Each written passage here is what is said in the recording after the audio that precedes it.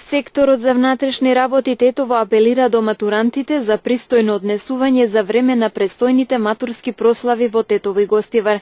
Како што стои во соопштението до медиумите на портпаролот Маријано Јосифовски, во функција на непречено и безбедно одржување на ваквите прослави на младите средношколци од регионот, секторот за внатрешни работи Тетово најпрво апелира до матурантите да се воздржат од користење на сопствените или родителските возила за превоз до угостителските објекти.